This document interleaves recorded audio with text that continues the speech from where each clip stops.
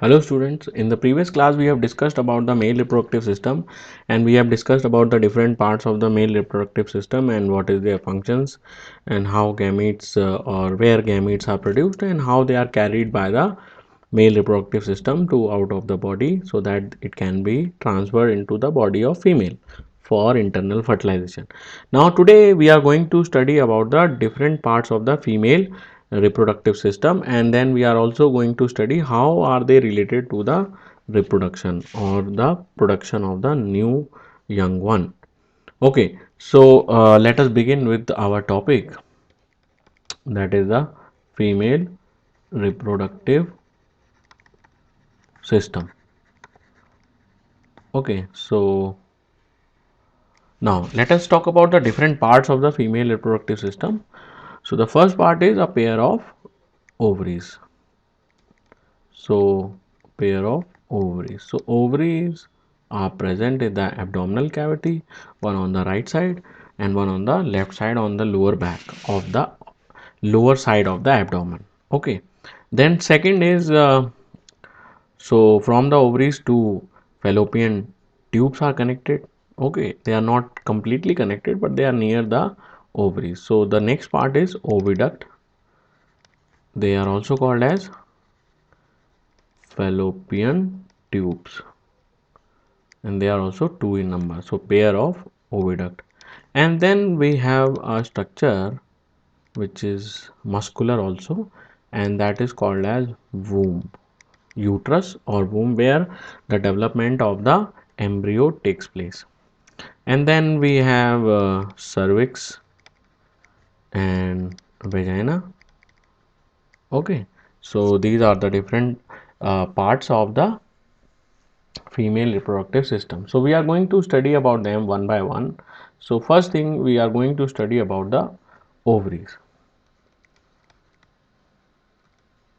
Okay, so how many ovaries are present? A pair of ovaries are present in the abdomen. So a pair of ovaries are present in the abdomen or abdominal cavity. Okay, so a pair of ovaries are present in the abdomen, and they are called as the primary reproductive organ in females.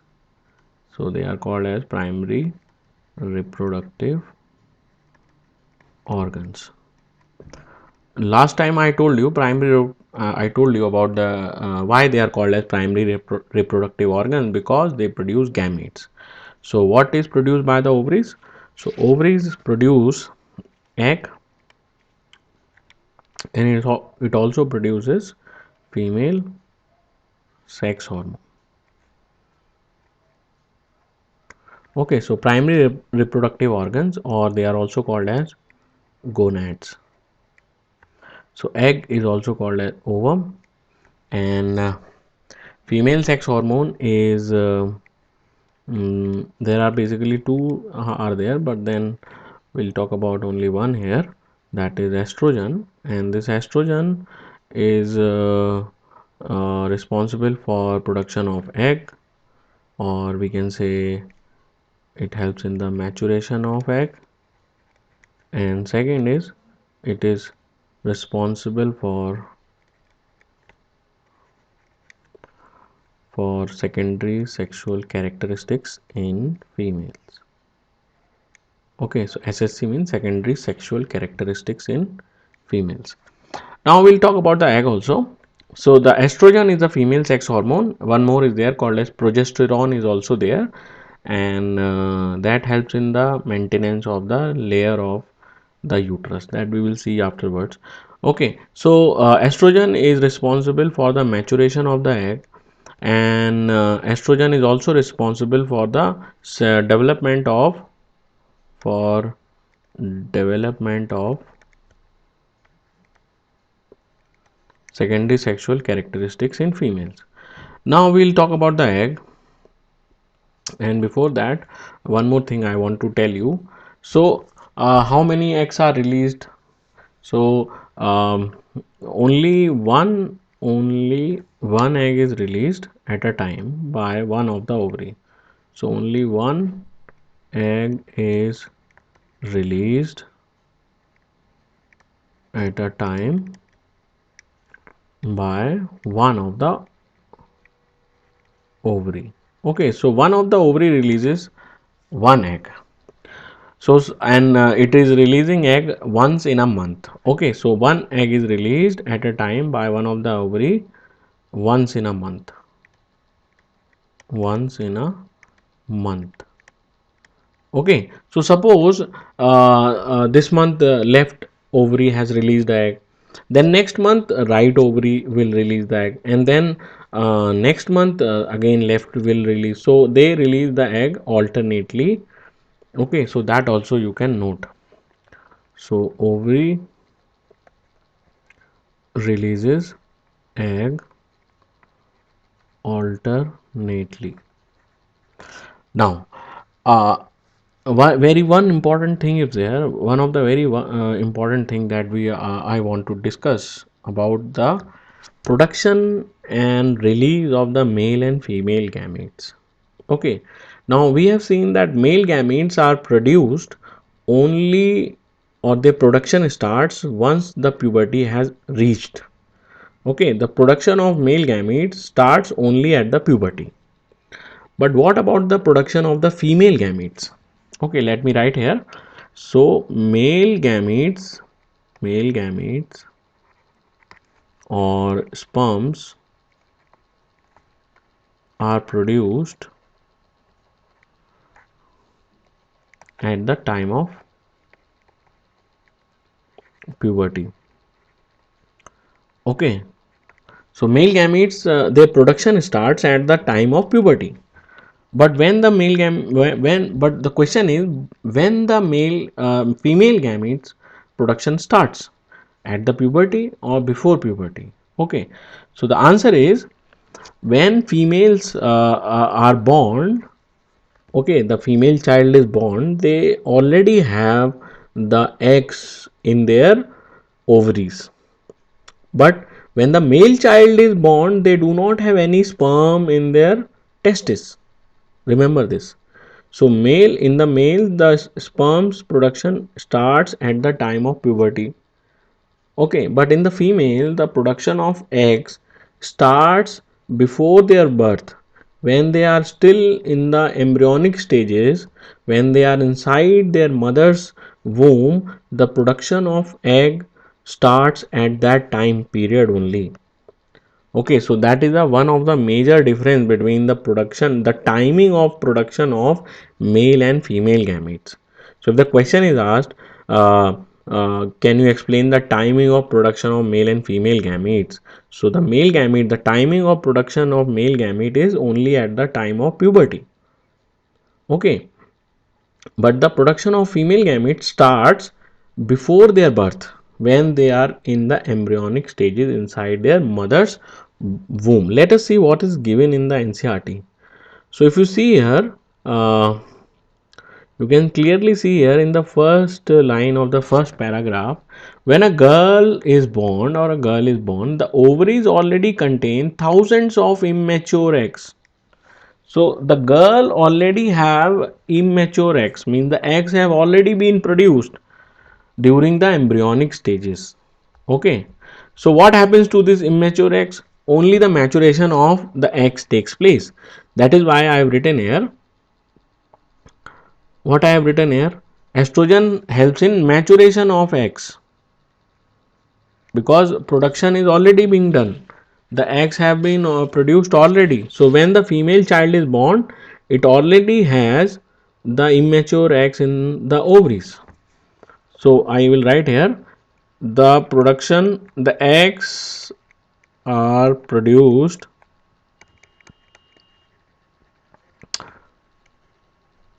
during the embryonic development of the female child.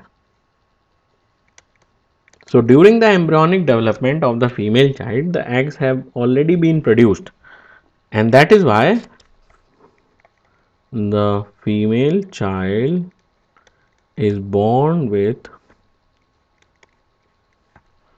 thousands of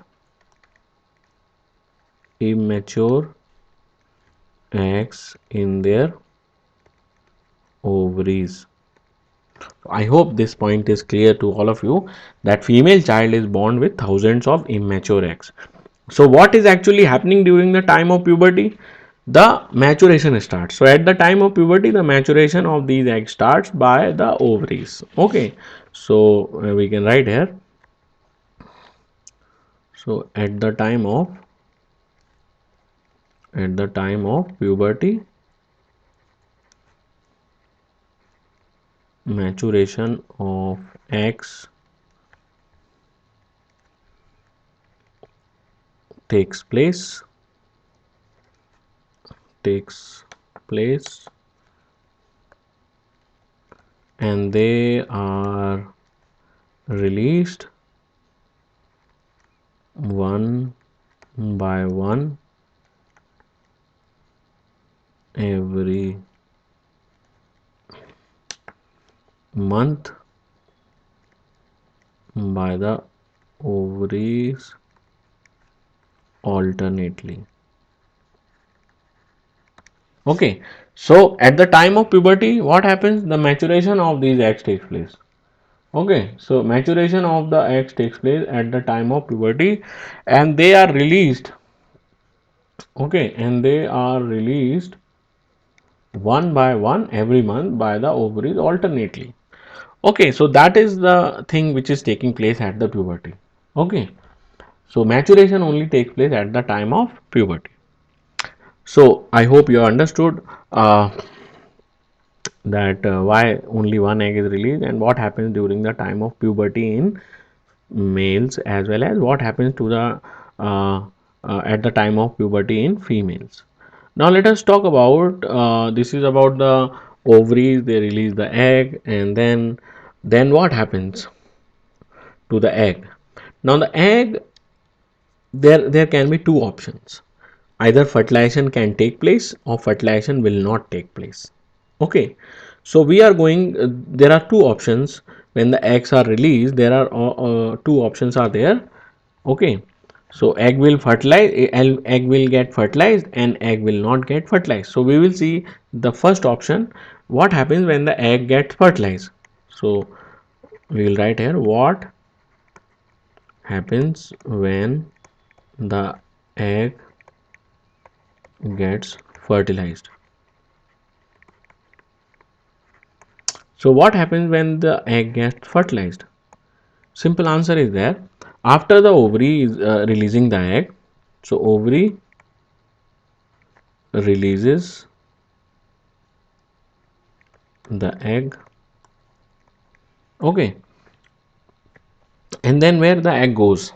Now if you see at the diagram, you can see here in this, you can see here this structure is there. This structure is called as oviduct or fallopian tube. So we have two ovaries, so we have two fallopian tubes or oviducts. Two oviducts are there. So when the eggs are released, now the ovaries are surrounded by the fallopian tube. The ovaries are not connected to the fallopian tube, they are surrounded, means they are surrounding the fallopian tube surrounds the ovaries. It is not connected, like we have seen in the case of the male reproductive system. We have seen the testes are connected to the vas deferens. Vas deferens is the tube which is connected directly to the testis, but here it is not like that. The ovaries are surrounded by the fallopian tube, and fallopian tube catches the egg, means the egg does not get passed to the fallopian tube, the fallopian tube catches the egg. So ovary releases the egg and it is captured by the fallopian tube or oviduct. Okay, it is captured. So fallopian tube is actually covering the ovaries. Okay, and then what happens in the fallopian tube? If the male gametes are present, okay, then fertilization will take place. Okay, so we are going to see what happens when the egg gets fertilized. So we are assuming that sperms are already present there. Okay, so by the it is captured by the what it egg is captured by the fallopian tube, and if sperms are present, then fertilization will takes place. Okay, so if the sperms are present, then fertilization will take place. I hope you can read my handwriting and understand what I am trying to tell you. Okay, now, so after the fertilization, the fertilization has taken place. Okay, so if the sperms are there, fertilization will take place. So we'll write here fertilization takes place in the oviduct. Oviduct or fallopian tube. So the function of the fallopian tube is to catch the egg, number one, and number two, fertilization is taking place in the oviduct. Then what happens after the fertilization? What happens? The male gamete plus female gamete forms what? They forms zygote. Okay, and I told you male gamete has half the number of chromosome, female gamete has also half the number of chromosome, and zygote has complete set of chromosome. So zygote is called as zygote is 2n or diploid. It is called as diploid. Diploid means having two sets of chromosomes, and gametes are haploid. Haploid means having only one set of chromosomes or having half the number of chromosomes. Okay, so gametes are haploid and the zygote is diploid. So after the fertilization, zygote is formed, and as soon as the zygote is formed, zygote divides and forms embryo. So zygote divides and forms the embryo. Now the embryo has formed. Now this embryo is formed in the fallopian tube. Now the development of the embryo has to take place. So where the development of the embryo will take place? The development of the embryo will take place in the third part. What is the third part? Third part is called as the uterus. Okay, so let us talk about the uterus. So we have seen the embryo has formed. Now we are going to see the uterus, and we are also going to see is there any change in the structure of the uterus, or the uterus is doing anything for the development of the embryo or not. Now if you compare, or let us try to imagine, if I give you some seeds of say about wheat or rice, and I tell you to sow them, so what will you do? You will simply go to the ground and throw them, or what will you do? Or you first prepare the soil, like you have learned in class 8, what are the different methods by which we can what are the agricultural tools and techniques which are followed. So first thing is preparation of the soil. We prepare the soil and then we put water and manures, and then we put the seed in the soil, then only we they are able to grow properly. Okay, so we need to prepare the soil so that seeds can grow properly there. So uterus, like that, uterus also has to prepare itself so that the embryo can develop inside the uterus. So how is uterus going to prepare? So that we are going to see first, and then we will see what happens after, what happens to the embryo. So embryo is formed. So before the embryo is formed, before the fertilization has taken place, the uterus prepares for fertilization. Whether fertilization will take place or whether fertilization will not take place, uterus will prepare every month for fertilization. Okay, preparation is very important. Okay, now so how does the uterus prepare? So number one, the if you see the structure of let me draw the structure of the female reproductive system, and then let us try to understand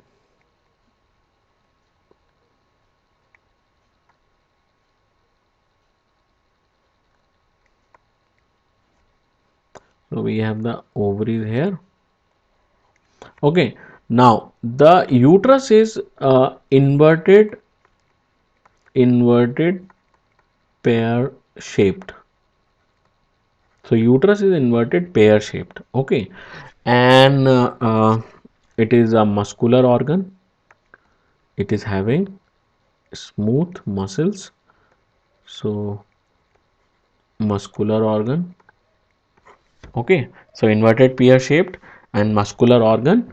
And what happens to the uterus every time the mm, the egg is released? Okay, so what I am doing here, you can see something is happening here. What is happening here? The inner lining, the innermost lining of the uterus becomes thick. Okay, so this is the innermost lining. Lining means covering. Innermost lining of uterus becomes thick. Okay, this lining is also called as, the name is not given in your NCERT, but I am writing it. You can also note down in your notebooks as notes. It is called as endometrium. Okay, so in your book it is written as innermost lining or the wall of the uterus, innermost wall of the uterus. So what happens to this innermost wall of the uterus? It becomes thick. So number one, it is becoming thick. Number two, it becomes spongy.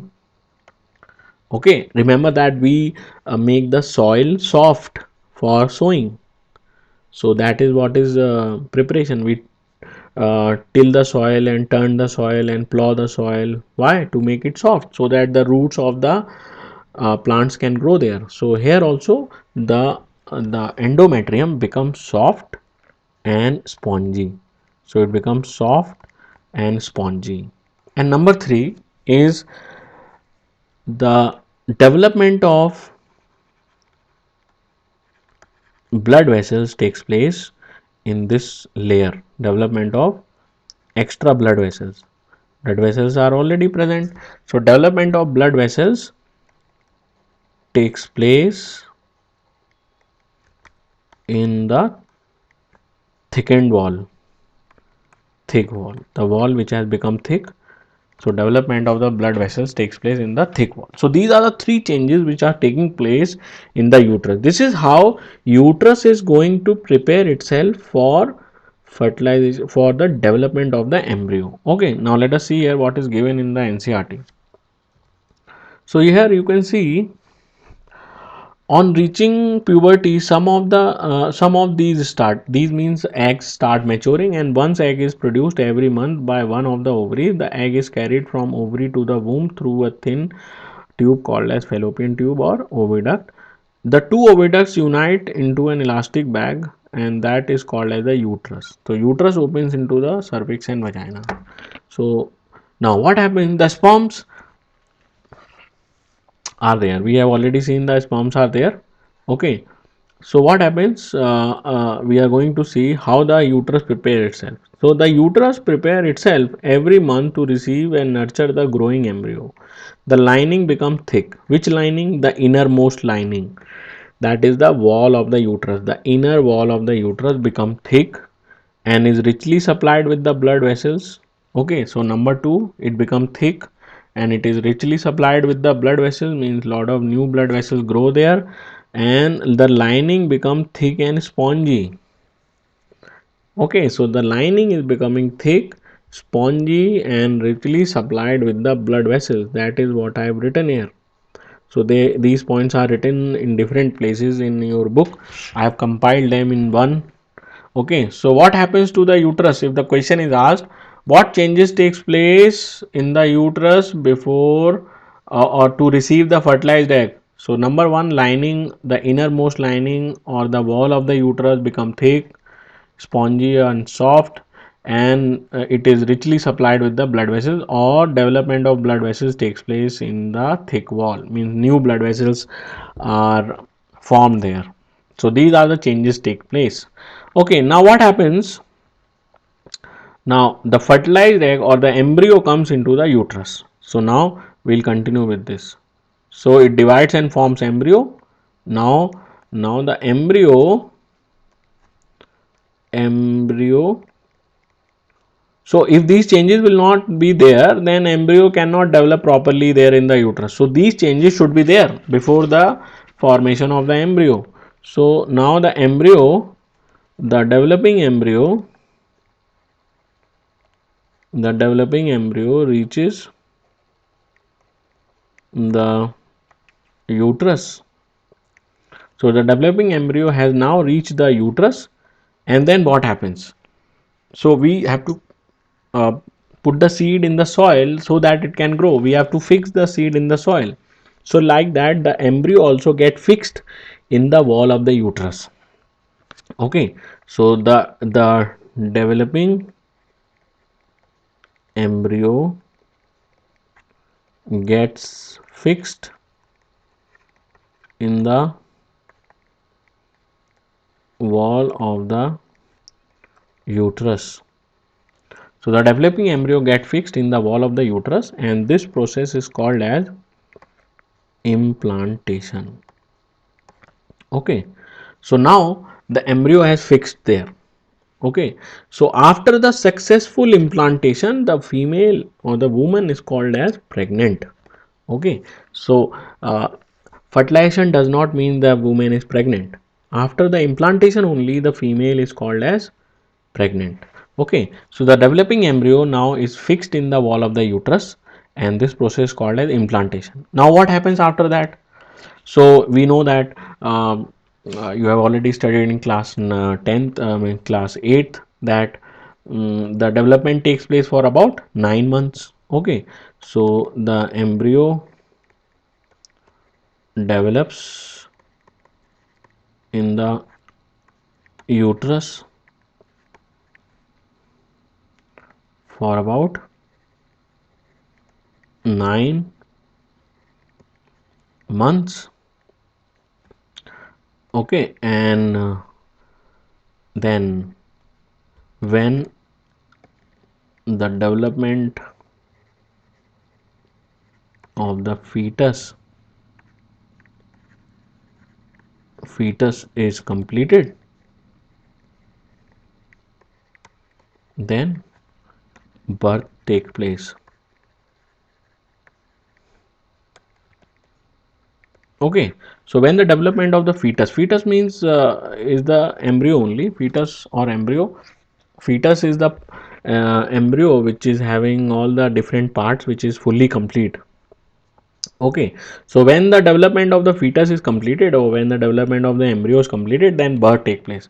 So let us see how does the birth take place.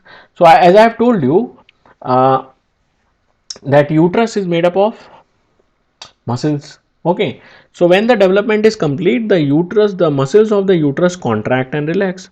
Okay, so more contraction is there, and lot of contraction is there. Now this contraction is also regulated by neuroendocrine mechanism, and it is also regulated, I told you, by neuroendocrine, means nervous system is also involved, and the endocrine system is also involved there. So you don't have to go into that, just listen and just understand that the muscles of the uterus contract very strongly. So the contraction starts slowly, and then it becomes stronger and stronger and stronger. And when the contraction is very strong, then the baby is pushed by the uterus into the cervix, and then into the vagina, and then it comes out of the body. Okay, so what happens? The uterus contracts slowly in the beginning, and then these contraction becomes stronger and stronger, So these contractions become stronger and stronger, and then uterus pushes